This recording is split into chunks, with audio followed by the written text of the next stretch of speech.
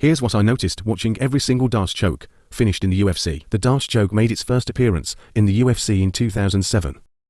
Here we see Kendall Grove set it up from half guard top and finish the choke from inside the guard. Around 30% of all Darce chokes are set up when the opponent has an underhook from half guard or from side control. To finish the choke, you'll see the top fighter dropping to a hip or shoulder, often hooking a leg over the opponent's hip or trapping a leg to add a compressive force to an already deadly choke. Most fighters prefer to keep their opponent's leg trapped in the half guard, but it's not always essential to finish the submission. As long as the bottom fighter can't build back up to his knees, the choke can still be completed. When a fighter is hurt or dazed, they will often shoot desperate takedowns to try to avoid further damage on the feet.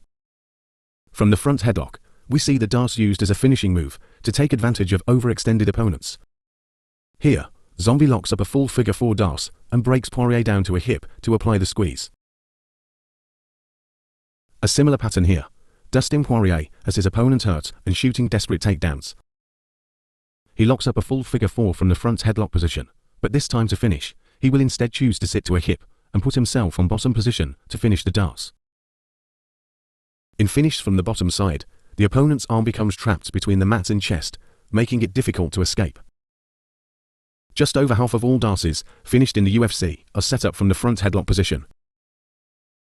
But only around 32% of those were finished from the bottom position, like seen in this clip. Meaning 68% of the time, the Darce is finished from the top position. I could find only 2 examples of the Darce being set up from bottom position. This is one of the most unique entries you'll see. Mitch Clark sets it up from cage walking in bottom position, and finishes also in bottom position, trapping his opponent using the cage, putting his opponent unconscious. Luke has the most Darce chokes in the UFC. He often sets it up when he has opponents hurt, and they are trying to hold on to him. Once he has the figure 4 locked, he's able to back roll into the finish on the bottom side. Setups we've seen so far from front headlock or half guard mostly have had the attacker lock a full figure 4.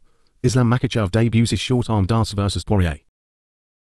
The elbow behind the opponent's head provides a huge compressive force into the choke, and it's potentially easier to lock up without the gloves getting in the way. You can see from this angle just how much having the bottom leg trapped allows Islam to fold Poirier's body in half to apply compression into the choke.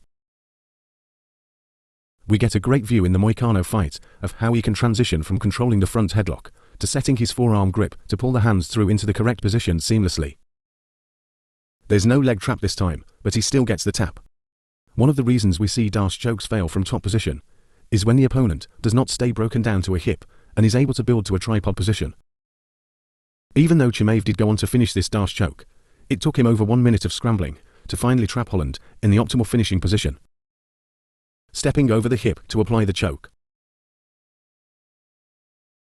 We also see escapes when the underhook can be removed from under the top fighter's chest, bringing it out the other side of the body. We can see from this graph that the most common place to set up a Darce choke is the front headlock, followed by half guard top, with some opportunistic Darces being set up standing and from bottom position. Also, the Darce is finished nearly twice as more times from the top side, as opposed to the bottom side finish,